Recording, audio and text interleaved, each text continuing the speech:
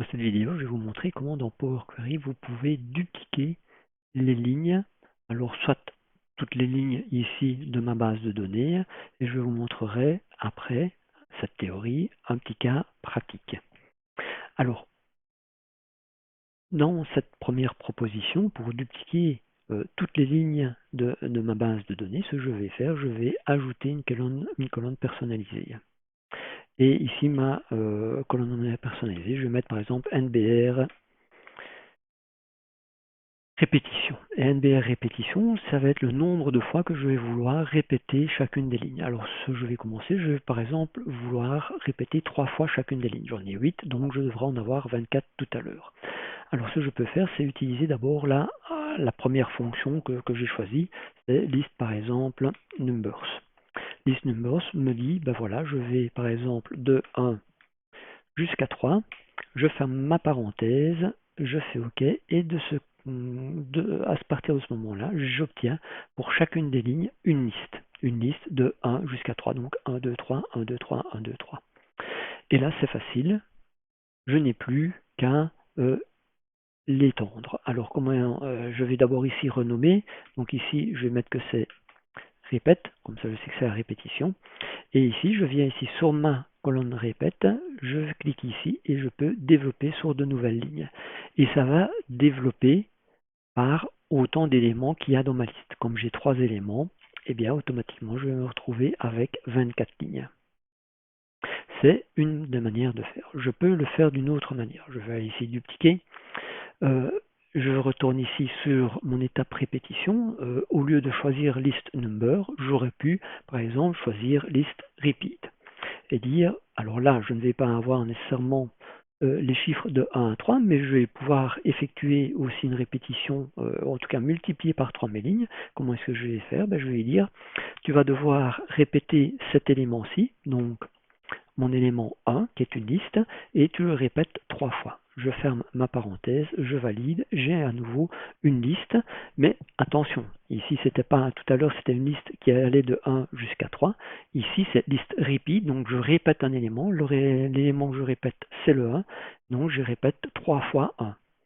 Et ça pour toutes les lignes. Et évidemment, quand je développe à la fin, eh bien je me retrouve avec 24 lignes, donc l'étranger est bien répété 3 fois.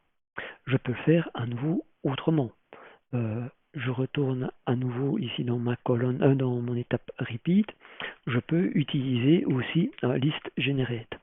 List generate, je vais simplement lui dire que je vais partir de 1 et je vais lui dire que à chaque fois je vais augmenter de 1 jusqu'à quel moment? Jusqu'au moment où j'arrive à 3. Et donc je vais lui dire tu dois passer dans cette boucle tant que tu es effectivement plus petit ou égal à 3. Et mon pas, on va dire, c'est évidemment à chaque fois je vais reprendre l'élément et je vais l'augmenter de 1. Je referme ma parenthèse.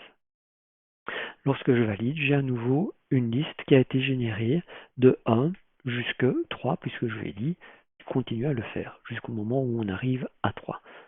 Effectivement, à la dernière étape, j'ai la même chose. Et puis, allez, une quatrième juste comme ceci,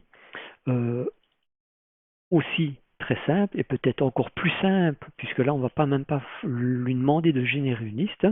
Je vais lui dire, ben voilà, tu mets une liste, donc entre accolades, et ma liste, ça va être 1,2 et 3. Quand je fais ça, en fait, ça permet à Power Query d'ajouter sur chaque ligne de ma DB une liste où j'ai 1, 2, 3. Ces chiffres, évidemment, ne doivent pas être nécessairement dans l'ordre. Hein. C'est pas quelque chose qui a été créé, c'est quelque chose qui est créé réellement manuellement. Et à nouveau, à la fin, lorsque je développe, eh bien, j'arrive à mes 24 lignes. Alors, ça c'était de la théorie, mais maintenant pour la pratique, pourquoi est-ce qu'on pourrait répéter? Par exemple, ici, j'ai dans ma bibliothèque l'étranger d'Albert Camus, et l'étranger d'Albert Camus, j'ai 5 exemplaires. Si je dois suivre ces 5 exemplaires, ça serait bien que j'ai 5 lignes qui représente ce livre, L'étranger. C'est la même chose pour Marcel Proust, là je n'ai qu'un seul exemplaire, donc c'est facile. Mais pour Kafka, je dois avoir 2 exemplaires, donc ça serait bien d'avoir 2 lignes pour pouvoir les suivre indépendamment l'un de l'autre. Alors comment est-ce que je vais faire? Je vais ajouter une colonne personnalisée, je vais mettre nombre X, puisque c'est le nombre d'exemplaires. Alors ici, il faut que ça soit un tout petit peu dynamique, évidemment, puisque je vais devoir utiliser l'exemplaire, le nombre d'exemplaires. Donc moi, je choisis ici list numbers, c'est quelque chose de très facile, et je vais lui dire, tu dois aller à partir de 1 jusque exemplaire, donc le nombre d'exemplaires. Si je fais de cette manière, j'ai à nouveau ici une liste 1, 2, 3, 4, 5. Alors là, je peux lui mettre que c'est, on va lui mettre que c'est l'étape répète. Maintenant, voilà, j'ai simplement 1, 2. On sait que quand je vais développer, je vais avoir 1, 2, puis 1, 2, 3, 4, 5. Si je veux quelque chose un peu plus fun, eh bien, je peux changer cette étape pour lui dire, voilà, ça c'est l'exemplaire 1, ça c'est l'exemplaire 2, etc. Alors, comment est-ce que je fais? Je fais simplement un list transform, puisque ici, je travaillais sur une liste. Il m'a envoyé une liste.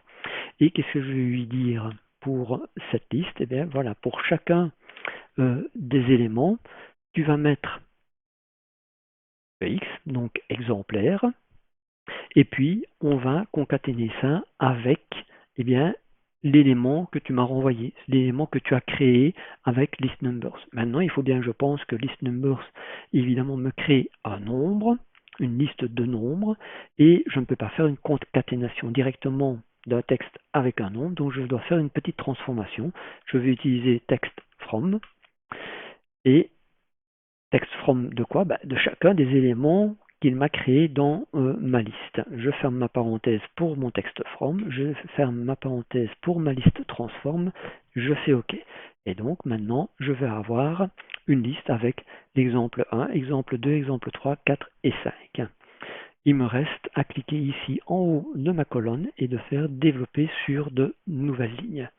De cette manière, j'ai mon étranger et je peux suivre, voilà, l'exemplaire numéro 1, l'exemplaire 2, 3, 4 et 5. La même chose pour Marcel Proust, je n'ai jamais qu'un seul exemplaire. Et c'est la même chose par exemple pour Hemingway, je n'ai aussi qu'un seul exemplaire. Et les autres ont été dupliqués de manière dynamique. Évidemment, pour quelque chose d'un peu plus joli, il faudrait évidemment que je supprime cette colonne qui, au départ, m'a servi à construire ce qui est ici ma base de données et qui me permettra de suivre chacun des exemplaires de mes livres. Voilà, j'espère que vous avez appris quelque chose et à la prochaine.